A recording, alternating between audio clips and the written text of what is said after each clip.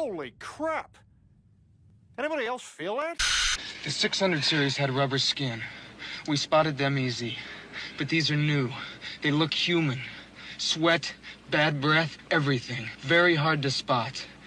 Is covered on CNN. What you're saying, this is not Fox, Congressman. You can't just spin a tail and pull the wool over people's eyes. Yeah. This is CNN. This is the news. We are asking you to come on and tell the truth. And that's why more people are watching the Cartoon Network SpongeBob reruns right now, Jim. So if you had 15 minutes with me, what would you do? Are you a dude? What makes you think that? I don't know, just the vibe, hair, kind of looks like a wig. Nose ring compensating. Bulge.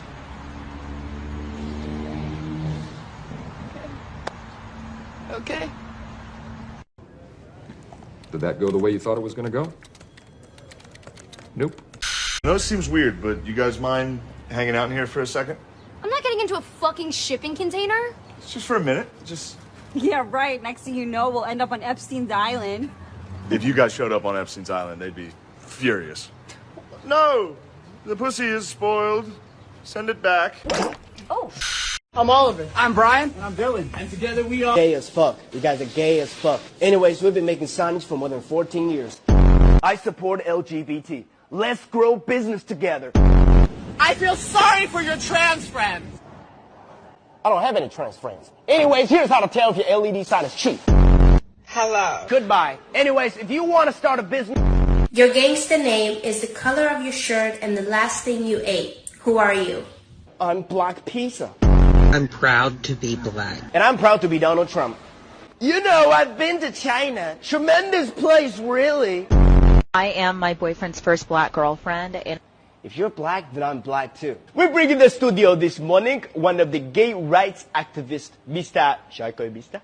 Pepe Julia Onzima. Thank you for coming in. Good morning. Why are you gay?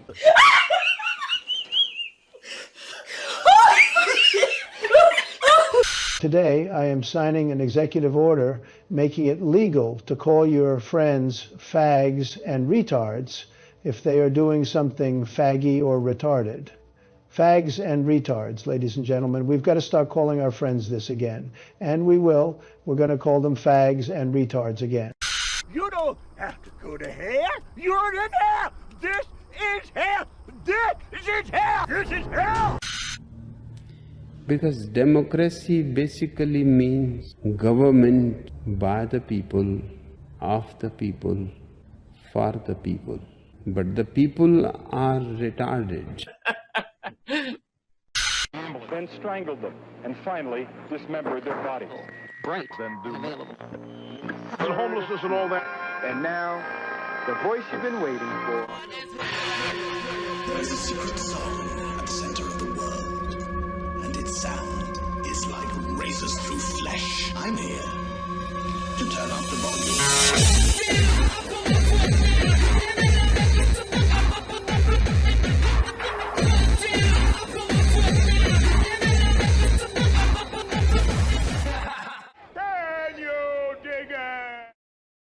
I'm kind of retarded.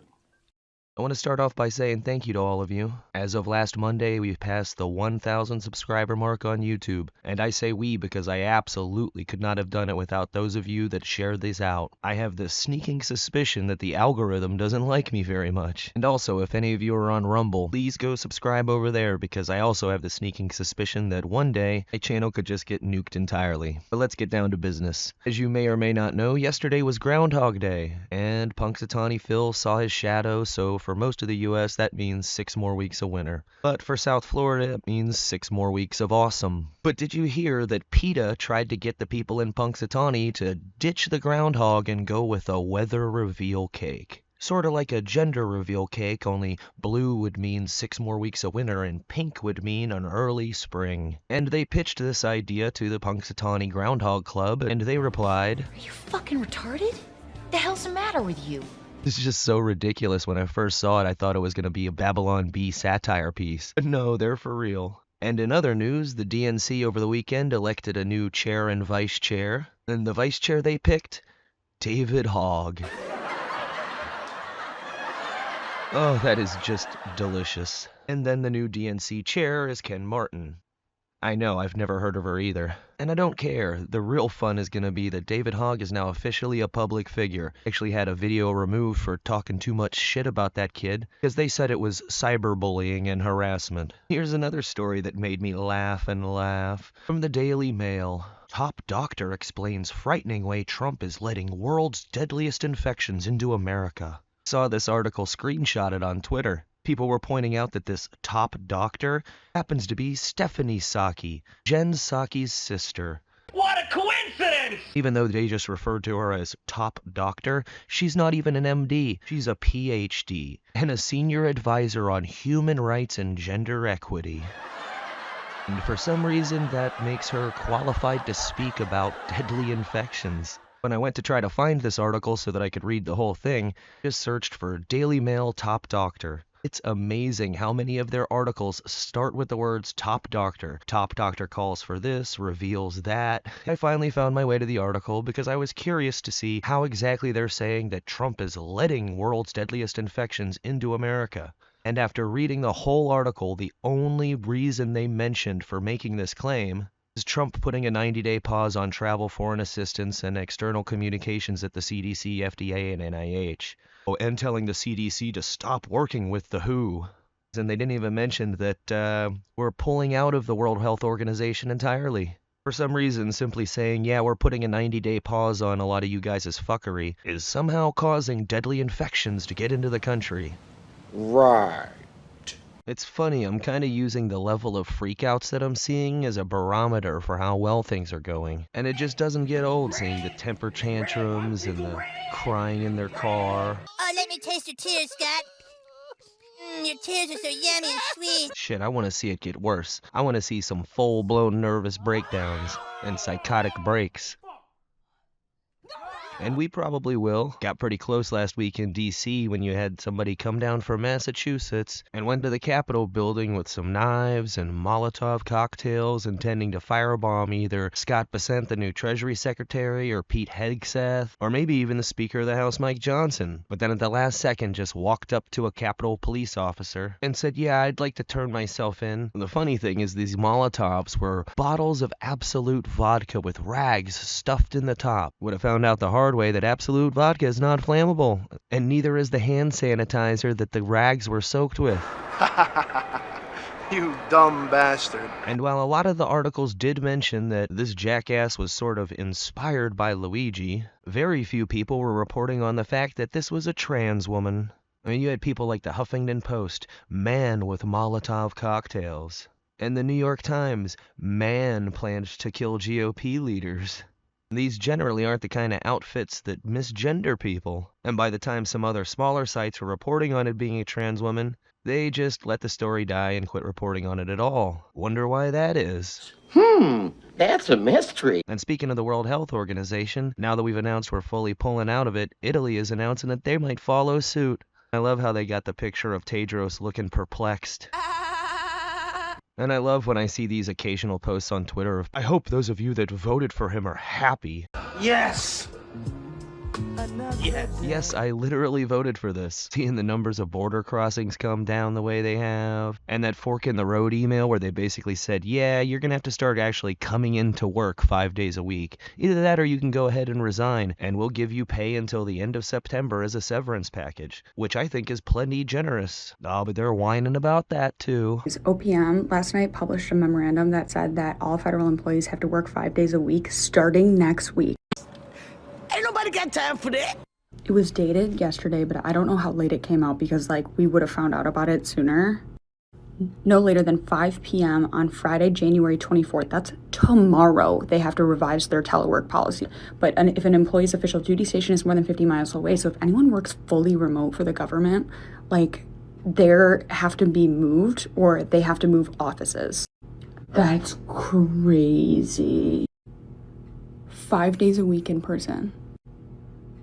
What a cat say. Oh, dear God, 5 days a week in person. I'd love to hear you say some shit like that to a roofer. And I'm digging this White House press secretary. She is sharp. She's like the polar opposite of that last idiot. And of course, at her very first press briefing, when he's been in office for 9 days, they're asking, why is the egg prices going up? Egg prices have skyrocketed since President Trump took office, so what specifically is he doing to lower those costs for Americans? Really glad you brought this up, because there is a lot of reporting out there that is putting the onus on this White House for the increased cost of eggs. I would like to point out to each and every one of you that in 2024, when Joe Biden was in the Oval Office, or upstairs in the residence sleeping, I'm not so sure, egg prices increased 65% in this country. We also have seen the cost of everything, not just eggs. Bacon, groceries, gasoline have increased because of the inflationary policies of the last administration. As far as the egg shortage, what's also contributing to that is that the Biden administration and the Department of Agriculture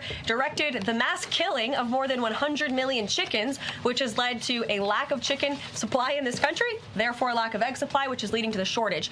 Yeah, it turns out that wiping out 100 million chickens because every time you have one PCR test come up positive, you kill every single one of them on site. PCR tests that are totally accurate, by the way. Hopefully that's another one of the things that can get addressed if RFK Jr. gets confirmed. I was watching his confirmation hearing on Wednesday, and for the most part, yeah, it's just theater and completely performative. You got people pretending like they're going to give him a chance based on how he answers their questions, but everybody knows they're going to vote no. And what do you know, the people that were the toughest on him were the ones that get big donations from pharmaceutical companies. People like Ron Wyden, who, wouldn't you know it, his wife also owns a bunch of stocks in these different companies. Oh, there's a fucking surprise. As well as Bernie Sanders, who actually got called out for this shit.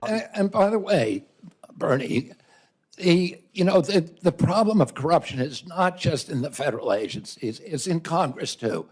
Almost all the members of this panel are accepting, including yourself, are accepting millions of dollars from the pharmaceutical industry. Oh, no, and protecting their interests. Oh, I thought that would come. No.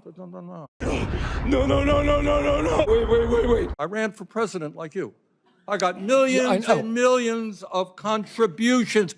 They did not come from the executives, not one nickel of PAC money from the pharmaceutical industry. They came from workers. In 2020, you were the single largest because I had receiver of pharmaceutical money. Contributions from workers all over this country. Workers, you were the not a nickel from corporate tax. You were the single largest acceptor of pharmaceutical dollars. No, from workers in 1.5 million. Yeah, out of 200 million. All right, but busted. But I think my favorite part was him getting asked about some group that he had started and doesn't have anything to do with, and these little onesies that they sell that say, no vax, no problem. And hearing Bernie Sanders ask, are you supportive of these onesies? Are you supportive of this? I've had nothing to do with leadership. Are you supportive of these onesies? And you could see Megyn Kelly sitting behind him just lose her shit. And then, of course, there was everybody's favorite indigenous person. Oh my God! Is it? It is! The mega bitch! She was doing her little shrieking war cry that she's become so well known for. And then outside the hearing afterwards, she was talking to some reporters where she issued a dire warning. Or profitable. In fact, he may have the opportunity to bankrupt the vaccine manufacturers, and then nobody gets vaccine. Oh my God, what a fucking nightmare!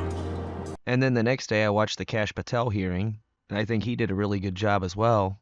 But my favorite part of that hearing was at the beginning when during his opening remarks, Chuck Grassley decided to publicly disclose whistleblower documents that he got from someone in the FBI about how, much like with the Crossfire Hurricane operation they opened in 2016 to try to get Trump, they did the same thing in 2021 with his Arctic Frost. And I think he's got a pretty good chance of getting confirmed. You even had people like Lindsey Graham acting like he was going to be on board. So hopefully we get to find out more about this newly discovered operation. And I didn't watch the whole Tulsi Gabbard hearing, but I've seen a shitload of clips, and she was making those knuckleheads look pretty fucking stupid. Are you aware that your comments about proxy wars and Russia's legitimate security concerns, to quote your own words, are in alignment with what the Russians have said to justify their invasion of Ukraine?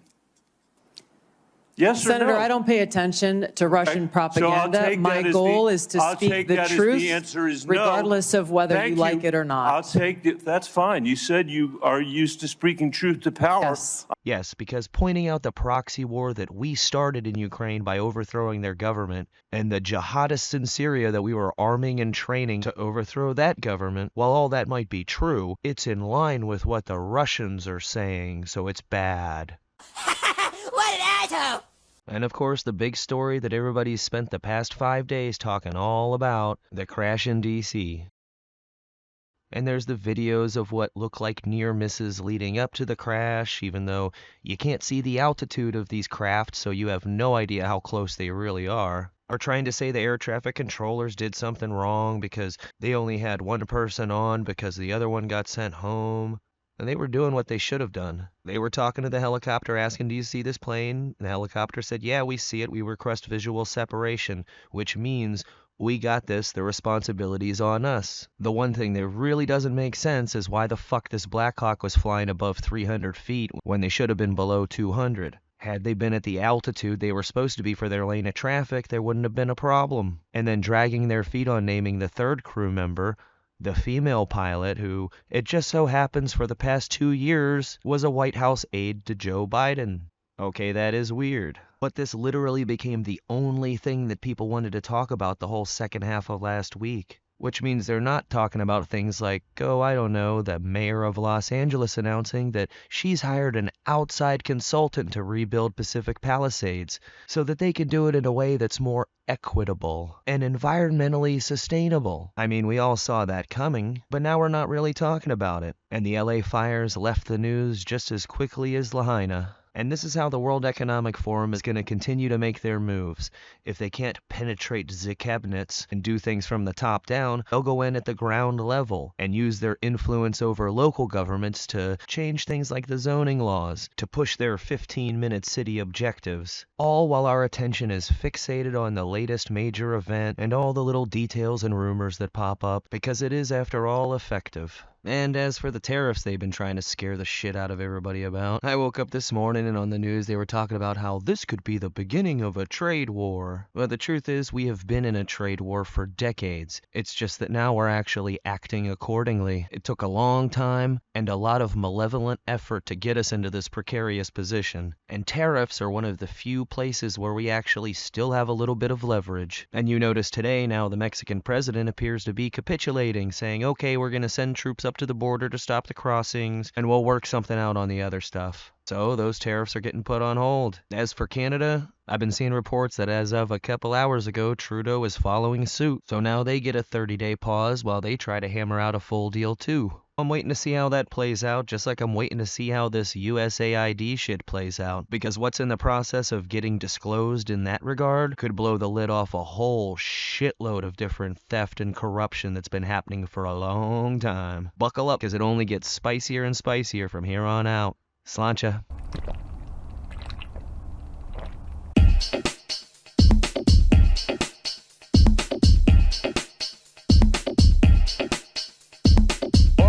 In this world is my thoughts and my words, and I don't break them for no one. You understand? So say good night to the bad guy. So say good night to the bad guy. So say good night to the bad guy.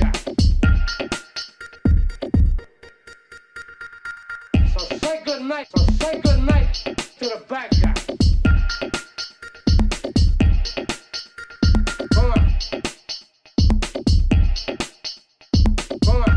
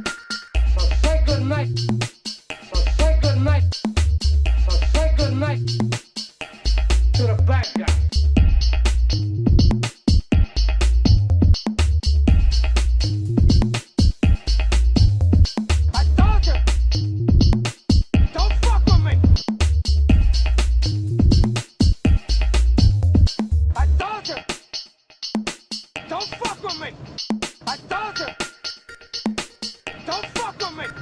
I told you! Don't fuck with me! You stupid fuck! Look at you now!